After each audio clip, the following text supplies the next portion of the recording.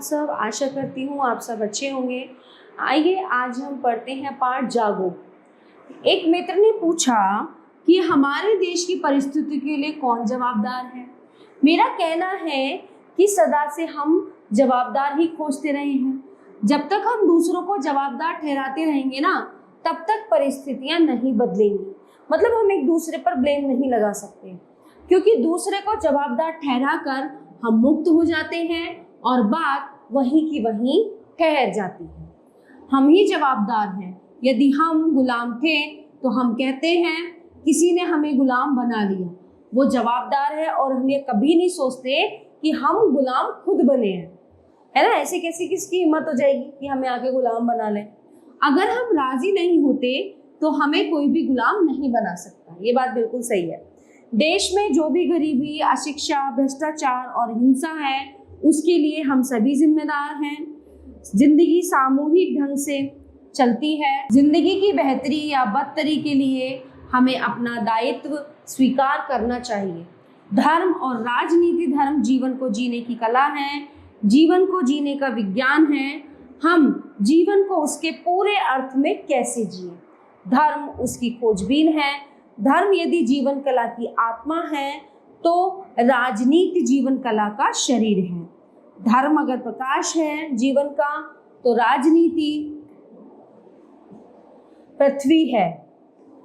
न आत्मा अकेली हो सकती है, न शरीर अकेला हो सकता है। शरीर न हो तो आत्मा अदृश्य हो जाती है और खो जाती है, और धर्म के बिना राजनीति सड़ा हुआ शरीर हो जाती है। ठीक है, लेकिन स्मरण रहे कि राजनीति से विहीन धर्म भी अदृश्य हो जाता है और विलीन हो जाता है। भारत में राजनीति और धर्म दोनों जैसे विरोधी रहे हैं, एक दूसरे की तरफ पीठ किए खड़े हैं, और ये आज की बात नहीं है, हजारों वर्षों से ऐसा हुआ है और उसका दुष्परिणाम भी हमने भोगा है। 1000 वर्ष की गुलामी उसका दुष्परिणाम है। हिंदुस्तान गुलाम हुआ है क्योंकि यहाँ के धार्मिक लोगों के मन में ऐसा नहीं लगा कि उन्हें कुछ करना है। धर्म की राजनीति से कोई संबंध नहीं था। धार्मिक आदमी को लगता था कौन रप हो ही हमें का हानि, मतलब राजा कोई भी बने हमें क्या चिंता, कोई भी राजा हो हमें क्या हानि है। ये बात कमजोर धार्मिक व्यक्ति ही कह सकते हैं।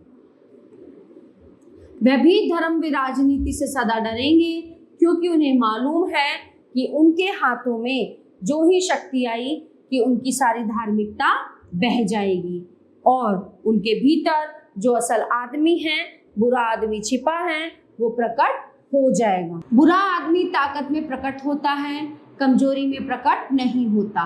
बुरे आदमी के प्रकट होने के लिए ताकत चाहिए। एक गरीब आदमी है, वो कह सकता है कि मुझे महलों से कोई प्रयोजन नहीं है, लात मार सकता हूँ महलों का, क्योंकि महल उसके पास नहीं है। जब उसके पास है ही नहीं तो वो यही तो बोलेगा कि मुझे जरूरत नहीं है, मैं तो लात मार दूं ऐसे महल को। लेकिन कल अगर उसे महल मिलने की सुविधा उपलब्ध हो जाए तो फिर उसके लिए ये कहना मुश्किल होगा कि मैं महलों को लात मार सकता हूँ। जब नहीं होता ना, तब इंसान बोलता है ऐसा। दुनिया के सारे कमजोर धार्मिक आदमी सदा भयभीत रहते हैं, इसलिए उन्होंने कहा कि राजनीति से उनको लेना देना नहीं है। धर्म अलग बात है, राजनीति अलग। जब तक ये खाई है तब तक अच्छी दुनिया निर्मित नहीं की जा सकती। क्यों?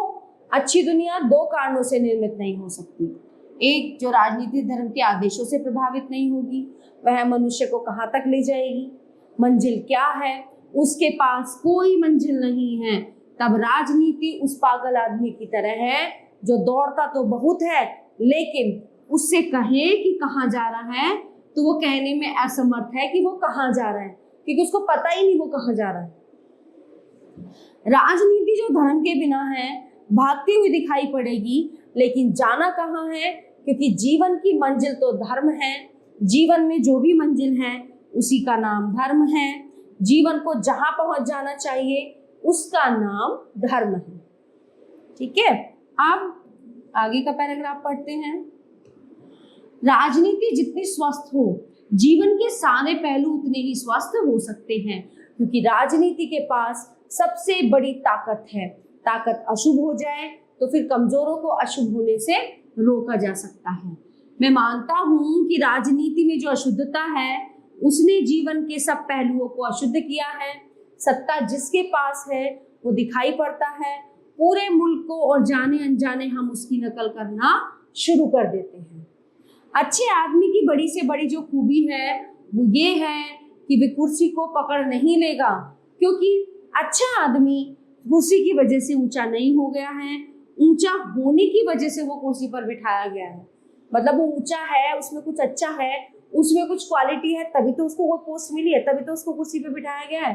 अच्छा आदमी कुर्सी को छोड़ने की हिम्मत रखता है।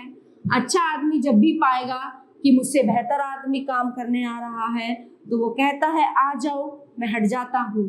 अच्छा आदमी सत्ता में होगा तो अच्छे आदमी को पैदा करने की व्यवस्था करता है। और ये जो सब बातें हैं ये कही हैं ओशो ने, अपने उस विचार व्यक्त किए हैं इस चीज को लेके। ठीक है ना, आशा करती हूँ ये पार्ट आपको अच्छे से समझ आया होगा। धन्यवाद।